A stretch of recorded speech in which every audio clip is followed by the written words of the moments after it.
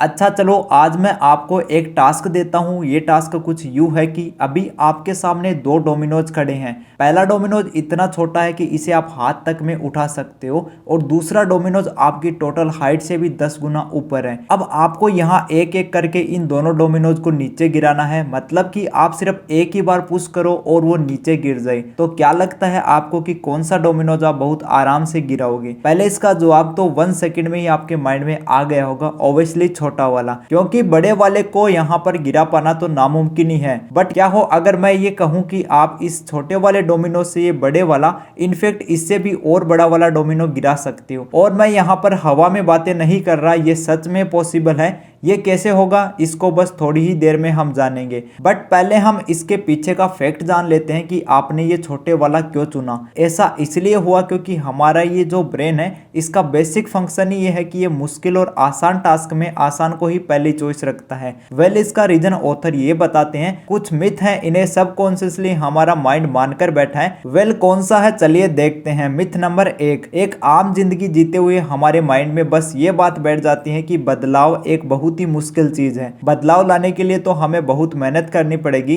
इसलिए हम कुछ भी कंफर्ट जोन से हटकर करते ही नहीं। आपने देखा होगा जब भी कोई इंसान सिगरेट पीता है तो कभी कभी उसको खुद ही एहसास होने लगता है कि वो गलत कर रहा है, बट फिर भी वो पीता रहता है क्योंकि इनडायरेक्टली उन्होंने अपने माइंड में ये बैठाया हुआ है कि वो कितने ही एफर्ट्स लगा ले इस हैबिट को चेंज नहीं किया जा सकता, और फिर वो खुद को पुश करना खुद ही बंद कर देते हैं। मिथ नंबर 2, दूसरा हम ये सोच लेते हैं कि यार बड़े रिजल्ट्स पाने के लिए हमें कदम भी बड़े उठाने पड़ेंगे और इस दौरान हमें उन चीजों को ज्यादा सेक्रीफाइस करना पड़ेगा जो हमें सुकून देती है। जैसे बात अगर पैसा बचाने की हो तो मैक्सिमम टाइम हमें वही चीज अवॉइड करनी होती है जो हमें कोई वैल्यू नहीं दे रही, या फिर इसके बदले में सिर्फ और सिर्फ हमारा पैसा बर्बाद कर रही है। पर सबसे ज्यादा सुकून तो हमें यही पर खर्च करने में मिलता है, तो इसी चक्कर में वो फ्यूचर का सोचते तक नहीं है। मिथ नंबर 3, लोगों को लगता है कि अगर कोई किसी फील्ड में जल्दी कामयाब हो गया तो वो भी सेम उसी फील्ड को पकड़कर उतनी ही जल्दी कामयाब हो जाएंगे, और इसी वजह से वो दूसरों की कामयाबी को देखकर अलग अलग चीजें ट्राई करते रहते हैं, बट किसी भी एक चीज पर नहीं टिकते। लेकिन ऑथर रॉबर्ट का कहना है कि ये सब हमारे माइंड का सिर्फ अंधविश्वास है। एक्चुअल में बदलाव लाना उतना भी मुश्किल नहीं है जितना हम सोच कर बैठ जाते हैं। अगर आप एक दिन में सिर्फ माइनर सा ही खुद में बदलाव करते हो तो ये छोटा सा कदम ही आपको आगे चलकर एक बड़ी सफलता दे सकता है। इस वीडियो में आज हम एक ऐसी टेक्निक के बारे में जानेंगे जिसे यूज करके जापान जैसा देश जो वर्ल्ड वॉर 2 के दौरान खाक में मिल गया था, उसने इतनी जल्दी खुद को रिवाइव कर लिया। और इसको बताने के लिए मैंने रॉबर्ट मोरर की book one small step can change your life की हेल्प ली है। इस बुक के अगर आप कहीं भी रिव्यू देखोगे तो ये पॉजिटिव ही मिलेंगे आपको, क्योंकि इस बुक ने लोगों की कुछ ऐसे यूनिक तरीके से लाइफ चेंज की है वो इमेजिन भी नहीं कर सकते थे। अगर आप भी इन्हीं लोगों में शामिल होना चाहते हैं और अपनी लाइफ को बदलना चाहते हैं तो आखिर तक ये वीडियो आपका ये काम कर चुकी होगी। बस आपको इसके बाद वीडियो में बताए गए पॉइंट्स को अपनी लाइफ में अप्लाई करना है। So let's begin. That domino effect. एक बार ऑथर की क्लिनिक में एक जूली नाम की लेडी आई। जूली के हस्बैंड की डेथ हो चुकी थी और वो एक सिंगल मदर थी, बट अब वो अपनी लाइफ से काफी परेशान हो चुकी थी। घर का खर्चा सही से चलाने के लिए उनको 2 जॉब करनी पड़ रही थी और इसी वजह से वो अपनी हेल्थ पर ध्यान ही नहीं दे पा रही थी। उनके हस्बैंड की डेथ के बाद अब तक उनका वेट 30 किलो बढ़ गया था। डॉक्टर ने उन्हें कहा था कि अगर तुमने अपना ख्याल नहीं रखा तो इसके बाद में अगर तुम्हारी सीरियस हालत हो गई तो बहुत दिक्कत हो सकती है। पर बिजी शेड्यूल होने की वजह से वो अपनी एक्सरसाइज के लिए टाइम ही नहीं निकाल पा रही थी। तो इनकी कंडीशन को देखते हुए ऑथर के माइंड में एक आइडिया आया। उन्होंने जूली से कहा, देखो तुम परेशान मत हो, अपने फिटनेस पर काम करने के लिए तुम्हें 30 मिनट तक एक्सरसाइज करने की कोई जरूरत नहीं है। अगली बार जब भी तुम टीवी देखो बस 1 मिनट के लिए अपने टीवी के आसपास सिर्फ जॉगिंग करना। हाँ तुमने सही सुना, सिर्फ जॉगिंग करने के लिए कह रहा हूं मैं तुम्हें। ऑथर की बात जूली ने मानी और वो वहां से चली गई। उसने वैसा ही किया जैसा ऑथर ने उसको करने को कहा। फिर 1 हफ्ते बाद जूली वापस से क्लिनिक आई। उसने ऑथर को बताया कि उसने ये टास्क पूरा कर लिया है, बट उसको तो अपने अंदर कोई बदलाव ही नहीं दिख रहा। तो ऑथर ने कहा, अच्छा कोई बात नहीं, एक काम करो, अब तुम्हें 2 मिनट तक जॉगिंग करनी है और हर दूसरे दिन तुम जॉगिंग में 1 मिनट और ऐड करती रहना। फिर अगेन जूली ने वही किया जो ऑथर ने उनको कहा। शॉकिंग बात यह थी कि ये 1 मिनट ऐड करना जूली को इतना इजी लग रहा था कि उसे कुछ पता ही नहीं चला। फिर कुछ दिनों बाद वो वापस से क्लिनिक आई। उसके चेहरे की स्माइल ही बता रही थी कि वो क्या कहना चाह रही है। बट फिर भी ऑथर ने पूछा, जूली क्या तुमने जॉगिंग करना कंटिन्यू रखा? जी सर बिल्कुल, और मजे की बात तो ये है कि मुझे इस दौरान खुद को बिल्कुल फोर्स नहीं करना पड़ा। हर बार यही सोचती थी कि बस 1 ही मिनट तो बढ़ाना है, क्या ही दिक्कत है। और ऐसे करते करते मेरी एक्सरसाइज की टाइमिंग 30 मिनट तक की हो गई। आप देख ही सकते हो कि मेरा इससे अब कुछ वेट लॉस भी होना शुरू हो गया। अब हो सकता है कि आप में से कुछ लोगों के माइंड में ये चल रहा हो कि चलो ये तो ठीक है, बट ऐसा नहीं लगता कि ये चेंज लाने का कुछ ज्यादा ही स्लो तरीका है? हाँ ये स्लो तरीका है बट बहुत ही इफेक्टिव तरीका है। आपको याद होगा स्टार्टिंग में जो मैंने आपको एक टास्क दिया था, एक तो उसमें बहुत छोटा डोमिनो था, एक बहुत ही ज्यादा बड़ा था। ये छोटा डोमिनोज आप मान सकते हो कि 1 मिनट है और ये बड़ा 30 मिनट। अब इन दोनों के बीच में धीरे धीरे आप डोमिनोज बढ़ाते जाओगे तो इससे 30 मिनट्स वाले डोमिनोज का डर आपका कम होता रहेगा। देन एक टाइम ऐसा वो ही आ जाएगा जब इतने डोमिनोज आप खड़े कर चुके होंगे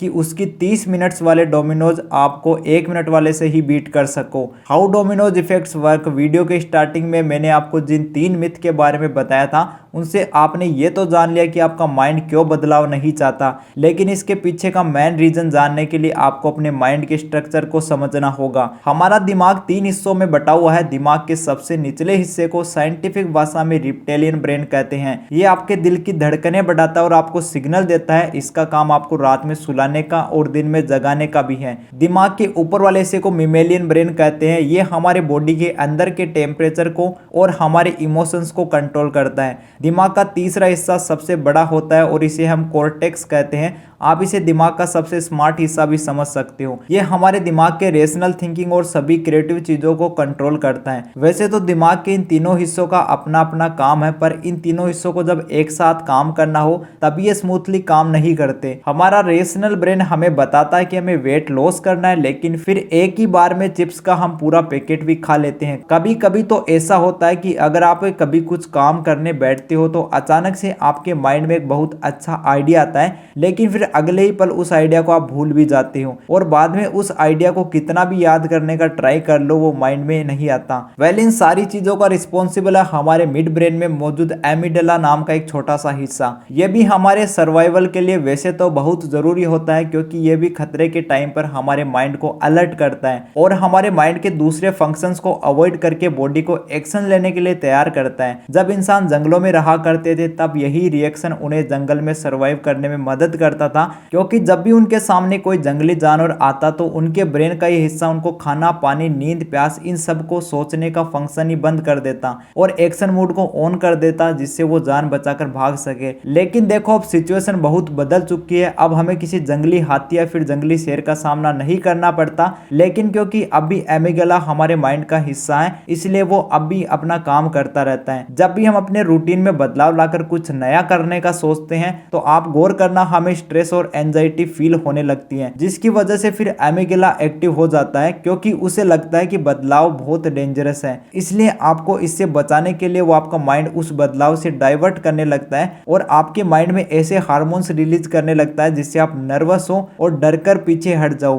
प्लस आप इस बारे में कुछ सोच भी ना पाओ, इसलिए आपके कॉर्टेक्स ब्रेन को भी ऑफ कर देता है। इसलिए आपने एक्सपीरियंस किया होगा जब भी आप कोई अलग चीज करने जाते हो, जैसे अपने बॉस से बात करना हो या फिर किसी लड़की को डेट के लिए पूछना हो, ऐसे में अचानक से आपको बहुत ही नर्वस फील होने लगता है। आपका माइंड जो कुछ टाइम तो बिल्कुल ठीक था वो एकदम से ब्लैंक हो जाता है। आपको समझ ही नहीं आता कि आगे क्या करना है या क्या कहना है। कुछ ऐसा ही एग्जाम हॉल में भी होता है। एग्जाम से जस्ट एक रात पहले आपने जो भी आंसर को अच्छे से याद किया था, पेपर मिलते ही आप उसे भूल जाते हो, आपको उस आंसर का कुछ भी याद नहीं आता। बट जैसे आप एग्जाम हॉल से बाहर निकलते हो आपको वो आंसर अचानक से याद आ जाता है, क्योंकि यहाँ भी एमिगडाला अपना काम कर जाता है और कॉर्टेक्स को ऑफ कर देता है। लेकिन डोमिनो इफेक्ट से लोगों को डरने का मौका देता ही नहीं है। वो लोगों में इतने छोटे बदलाव लाता है कि एमिगडाला को डेंजर का एहसास ही नहीं होता, जिसे वो चाहकर भी रिएक्ट नहीं करता। ऑथर यहाँ पर एक और इवेंट का एग्जांपल देते हुए बताते हैं कि ये क्यों इतना अच्छी तरीके से काम करता है। बहुत साल पहले ऑथर एक पेन एक्सपर्ट के कॉन्फ्रेंस में गए थे,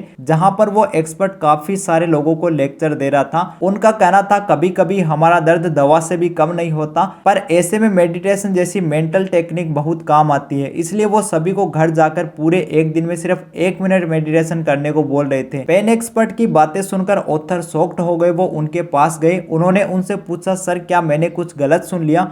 मैंने सुना आपने सिर्फ 1 मिनट मेडिटेशन करने को कहा। 1 मिनट मेडिटेशन करने का क्या मतलब है? तब उन्होंने ऑथर से ये पूछा कि अच्छा ये बताओ मेडिटेशन की ये टेक्निक कितनी पुरानी है? लगभग 2-3 हजार साल पुरानी तो होगी। अब देखो, जो भी लोग मुझे सुन रहे हैं उनको भी मेडिटेशन के बारे में पहले से ही पता है, और कुछ लोगों ने तो ये पास्ट में ट्राई भी कर रखा होगा, लेकिन किसी ने कभी ये बात नहीं सुनी होगी कि सिर्फ 1 मिनट के लिए मेडिटेशन करना। अब इसे जिन्हें मेडिटेशन पसंद भी नहीं है, जो मेडिटेशन के फायदे जानकर भी मेडिटेशन नहीं करते, तो वो भी इसको एक बड़ा टास्क ना समझकर करने लग जाएंगे। और फिर तुम देखना, इनमें से 90% लोगों की टाइमिंग खुद ब खुद बढ़ती चली जाएगी। अब देखो, जो भी लोग इस डोमिनो इफेक्ट के बारे में पहले से जानते हैं फिर भी वो अब तक अपनी लाइफ में कोई बदलाव नहीं ला पाए, तो इसका रीजन ये नहीं है कि ये करना मुश्किल है, बल्कि इसका रीजन ये है कि ये करना कुछ ज्यादा ही आसान है। और लोग ये मानते ही नहीं कि इतनी आसान चीज करके भी कोई सफल भी बन सकता है, क्योंकि हर किसी को यही लगता है कि जब तक हम बहुत मेहनत नहीं करेंगे,